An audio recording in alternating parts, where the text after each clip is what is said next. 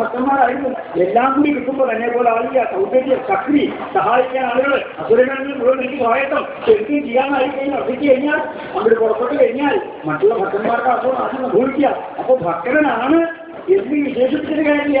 യഥാർത്ഥ ഭക്തി വർദ്ധിക്കാൻ തന്നെ കാരണമാണെങ്കിൽ ഭഗവാന്റെ കടാക്ഷമാണ്. ഇത് പരമഭക്തനായിട്ടുള്ള ആ അർജുനൻ പുറപ്പെട്ട സമയത്ത് ഭക്തോത്തമനായിട്ടുള്ള അർജുൻ എടുത്തിട്ട് ഭഗവാൻ അങ്ങോട്ട് പുറപ്പെട്ടു.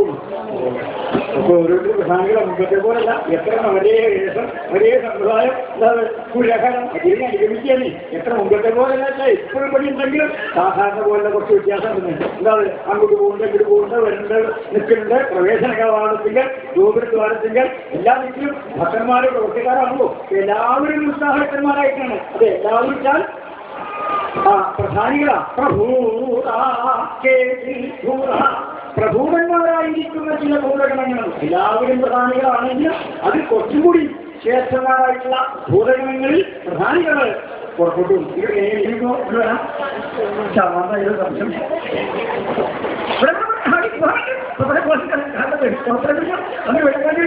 അതല്ല ഉജ്ഞിയാണല്ലോ മറ്റുള്ളവരൊക്കെ ഉണ്ടെങ്കിലും പ്രധാനം അധികം എല്ലാവരെയും കാട്ടിലും എവിടെയാണല്ലോ മറ്റുള്ള പാണ്ഡവൻ അദ്ദേഹത്തിനെയാണ് ധർമ്മപുത്ര മഹാരാജാവ് തിരഞ്ഞെടുക്കേണ്ടായി.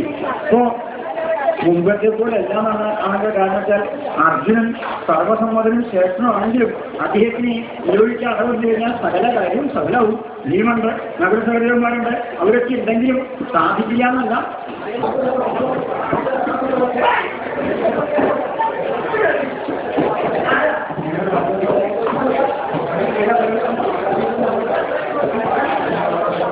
എല്ലാവരും കൂടി ഒരുമിച്ച് കൂടിയപ്പോ ആ ശ്രീനാരായണ മഹർഷി അവരെ ഒപ്പിട്ടു. അദ്ദേഹം സമാശ്വസിപ്പിച്ചു. ഉണ്ടാക്കി നോക്കി ഉണ്ടാക്കി നോക്കി എന്തിനെങ്കിലും വരുന്നത് ഇവിടേക്കെന്താ വരുന്നത് വെറുതെയൊന്നല്ല. അങ്ങനെ പുറപ്പെട്ടപ്പോഴോ എല്ലാവരുടെ കൂടെ കൂടി എത്ര പത്തായി ദേവി അടിയങ്ങളുടെ ദുഃഖത്തിന് നിവാരണം ഉണ്ടാക്കി തരണേ അങ്ങനെ സങ്കടത്തോടെ അറിയിച്ചപ്പോഴോ എല്ലാവരും കൃതസമാശ്വസ്തരാക്കി കൊടുക്കും. നിങ്ങൾ ആരും വിഷമിക്കണ്ട, ഞാൻ ഭഗവാൻ എഴുതി കഴിഞ്ഞു കഴിഞ്ഞാൽ നിങ്ങളുടെ ദുഃഖം അറിയിക്കാം, അതിന് പരിഹാരം ഉണ്ടാവും.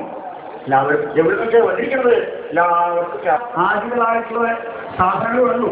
വലക്കോലെ കുറ്റിയിട്ടുള്ളൂ. അതായിട്ടുള്ളൂ മായാമന്ത്രം ചോദിച്ച് ഭഗവത് ഭക്തന്മാരും ഭക്തിന്മാരും ഉള്ളൂ.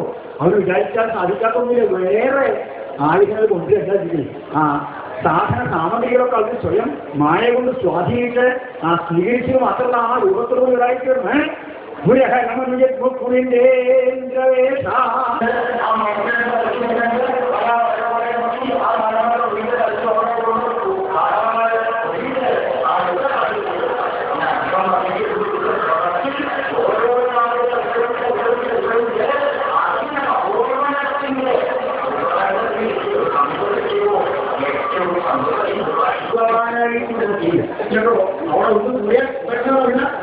സംഘർഷസംഘടനകാരണം ഇന്ദ്രസൂരം സംഘർഷസംഘടനകാരണം ഇന്ദ്രസൂര്യനായിട്ട് ആ സംഘടന യുദ്ധം ചെയ്യുവാനായിട്ടുള്ള കാരണം അതിനെ വിഷയമായിട്ടുണ്ടാവണം.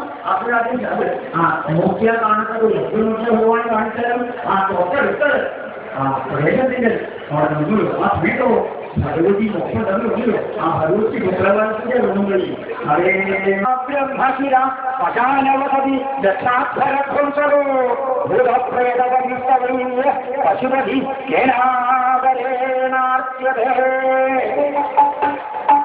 അശേഷമേവതിസ്തൂ അർജുന ദേവയുടെ പർവ്വക്കവൃക്കത്തെ ഞാൻ പലതും പറഞ്ഞു. ഇനി പറയുന്ന മറുപടിയായിട്ട് എന്റെ വംശം ചന്ദ്രവംശം സോമൻ ബുധൻ യയാതി ചന്ദ്രന് പൂർണ്ണ നീലാക്ഷൻ പാണ്ഡ് ഇങ്ങനെ ബാന്ധവന്മാർ 5 പേര് കുന്തിരേവി പാഞ്ചാലി അതൊക്കെ ഉണ്ടേ. അശേഷമേവതിസ്തൂ ഇതേവരെ കഥ വരാൻ കാരണം ഇപ്പോഴും ഉദ്യമം പാഞ്ചാലിയുടെ വിഷമാവസ്ഥയും ഞാൻ ധരിപ്പിച്ചിട്ടായി.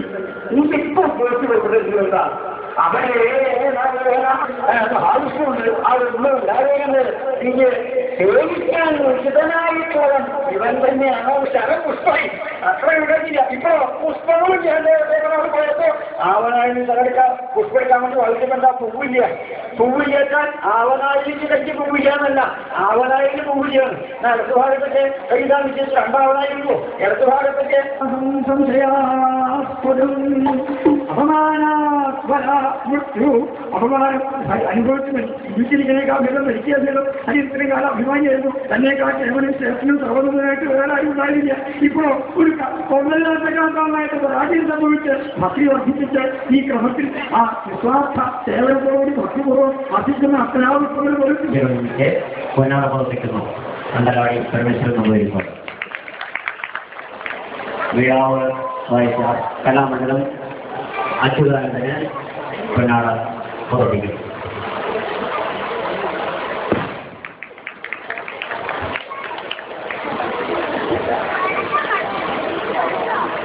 അണ്ടലാടി